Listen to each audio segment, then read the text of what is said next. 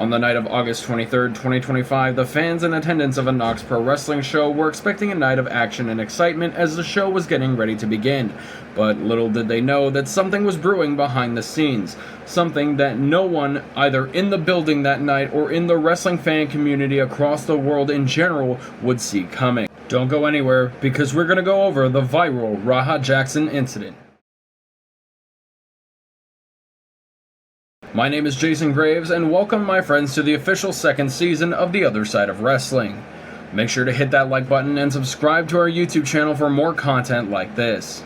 Hanging out backstage at a Knox Pro Wrestling event was Raha Jackson, and that last name may sound familiar. Yes, it is the son of MMA legend Quinton Rampage Jackson. Fighting out of the blue corner, this man holds professional record, 32 wins, 8 losses.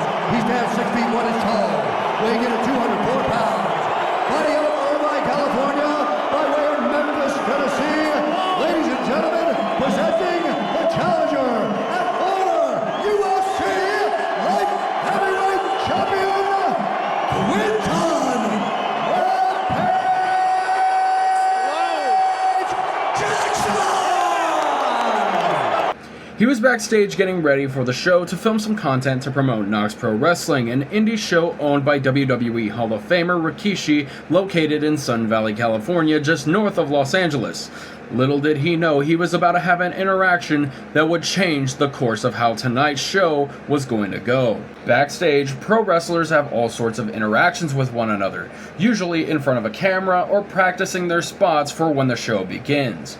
Raha Jackson, being on a live stream at the time, had a cameraman following him, and the sight of the cameraman had triggered Stuart Smith, aka Psycho Stu, to come over and try to get heat in front of a camera by smashing a can off Raha Jackson's head. You need to be worried about Psycho Stu. Psycho Stu? What, you don't know me? Hell no.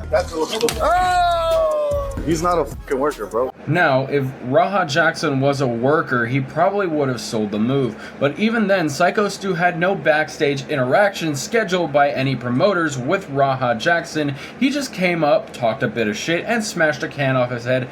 Seeing that part of the video makes me believe that intoxication may have had a part to play in Psycho Stu's actions.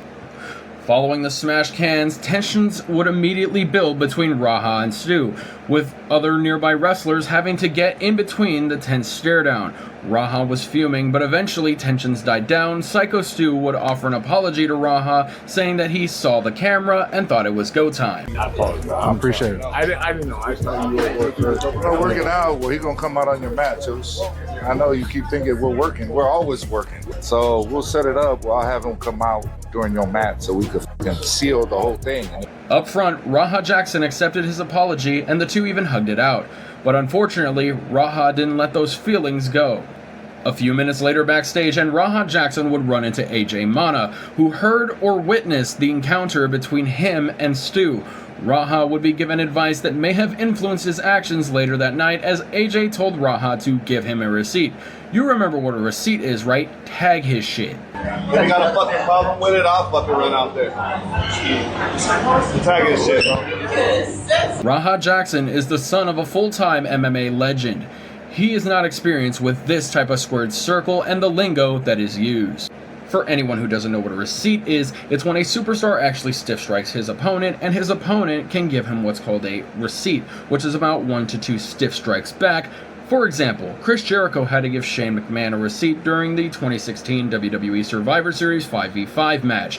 Shane McMahon would hit Jericho with a flurry of real strikes before Jericho would deliver a receipt to Shane McMahon with an actual dropkick to the face, and would tell him during a camera cut to calm it down. So we get in the ring together, me and Shane, and we go to lock up, and he punches me in the face.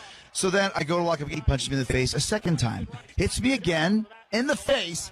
I roll to the floor. I'm pissed off. I slam the mat. I flip the fucking desk thing over. You know, there's that little like edge piece. I flip that. I get back in. He punches me in the face again. I'm like, all right, throw me in the corner. Watch the boot. Watch the drop kick. He comes to the corner. I kick him right in his face. I jump in the second rope, and dude, I jumped up and gave him like a Jean-Claude Van Damme double kick, pushing out and extending right in his face. Boom, he goes down. And I'm looking at him, and you can tell he's dazed a bit. And he's like, "Are you okay?" I'm like, "Calm the fuck down." Back to current day, as the show was rolling along, Psycho Stu's match came up and it was rolling smoothly. But at ringside was Raha Jackson, who was openly saying what he was about to do on camera. Me off, bro. It didn't even hurt. It just pissed me off. And shit pissed me off. And I'm gonna have to get him back. They said I can go in the ring and get it that. I don't even know what I'm gonna do. Bro, my dad can't do shit. I'm gonna fake crash out. All right, bet.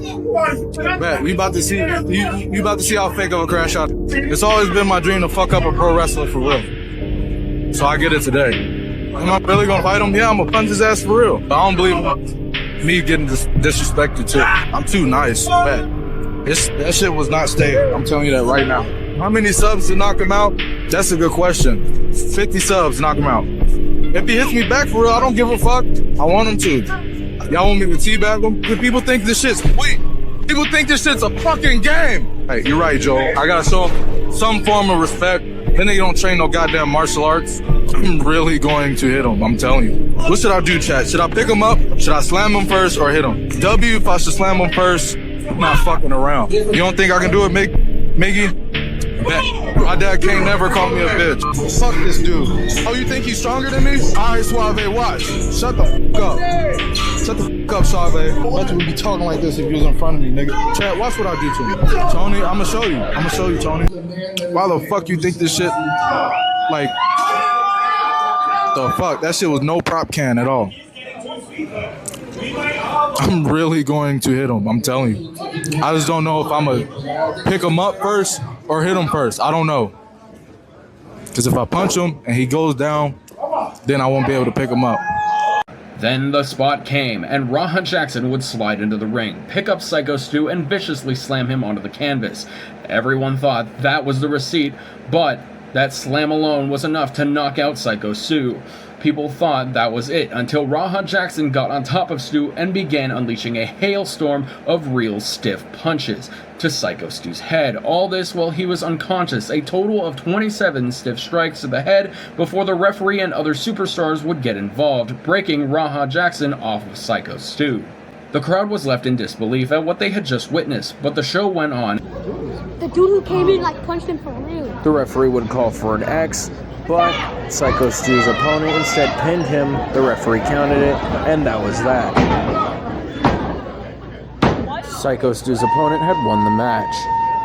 But right now, that wasn't the main concern, as Psycho Stu was rushed to a nearby hospital. Footage and media of the incident would spread across social media like wildfire, and even on our own Ringside Report would cover the incident. Raha Jackson would not face any type of punishment at the time, but the concern was with Psycho Stu. He was unconscious and fighting for his life. Fortunately, Psycho Stu would recover over the next coming months thanks to massive support and donations from fans across the world, and even various celebrities such as IShowSpeed, who was in the Royal Rumble, and Mr. Beast. After all of this, Knox Pro Wrestling would officially lose its ties with the WWE, as WWE will pull its WWE ID recruitment program from Knox Pro Wrestling following the backlash from the incident. Now the internet was pissed. Raha Jackson had just gone into an indie show and nearly beat a pro wrestler to death, causing all sorts of controversy across the pro wrestling communities. Honestly, what can be worse than that? Believe it or not, Raha Jackson was scheduled to appear at another pro wrestling event. You what?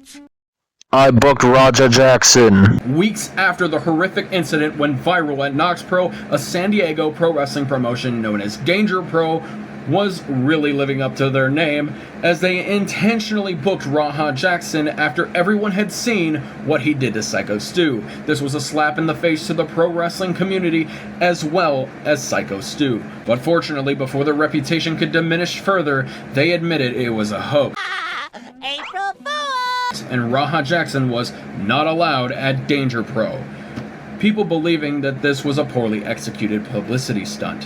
And about a month later, after all the push from pro wrestling fans, accountability would finally catch up with Raha Jackson on September 18, 2025, as he would be arrested by the LAPD and face criminal charges of felony battery and aggravated assault. That's the sound of the police!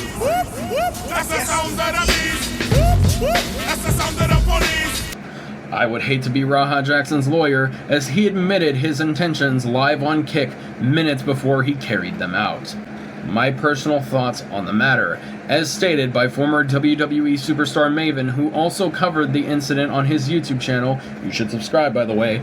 As soon as the backstage incident settled, the promoter should have either had Psycho Stu or Raha Jackson escorted out of the building, and any spot between them should have been scrapped for the night. Raha Jackson shouldn't have been involved in anything with tensions between him and Psycho Stu being as high as they were. AJ Mana, the man who told Raha to give Stu his receipt, would release a short video on his involvement in the incident. Before y'all judge me any further, just please let me fucking explain. Ready? That's a receipt, bitch.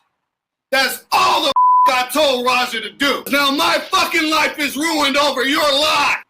I am not responsible for what another grown-ass man decides to do.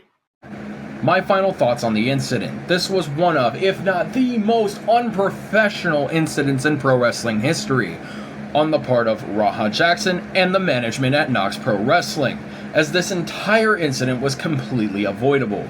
As AJ Mana would state, he was told by management to tell Raha to give Stu a receipt, but no matter what, everyone in the room knew it was bad. They just didn't know to what extent and how further Raha was willing to take things.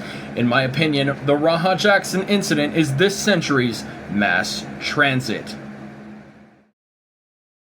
Thank you for tuning in to The Other Side of Wrestling Season 2, Episode 1. At the time of uploading this video, we're going to do something different. I want you guys to pick the next video. Go over to our Instagram at LastRoundAZ and answer the poll. What topic should I cover next? The 2004 WWE Vengeance Day pay-per-view event where Eddie Guerrero was beaten open by JBL, or the mass transit incident? Let me know either in the comments down below or on the poll on Instagram. And thank you for joining me tonight, and until I see you on the other side.